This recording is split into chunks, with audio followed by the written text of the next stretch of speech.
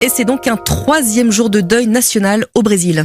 Pelé sera inhumé mardi dans l'intimité familiale après un cortège suivant le cercueil dans les rues de Santos.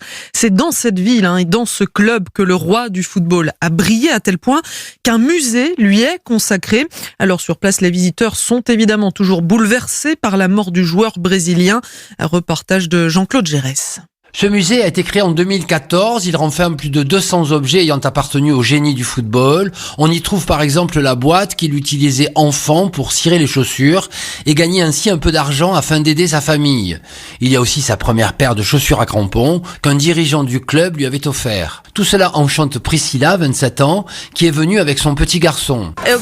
Je suis venue ici pour faire une photo de mon fils, pour qu'il comprenne quand il sera plus vieux ce qu'était le football de cette époque. Car Pelé est plus qu'une équipe. Sa mort nous rend tristes. On a perdu un mythe.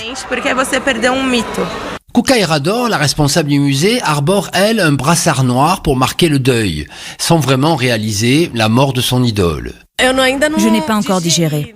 En fait, Edson Arantes de Nascimento est mort, mais Pelé, non. Jamais. Nous, on sait que Pelé est tout en haut. Que Pelé, c'est Pelé. Devenu un lieu touristique incontournable, le musée sera quand même fermé lundi et mardi pour la veillée du corps de Pelé et son enterrement.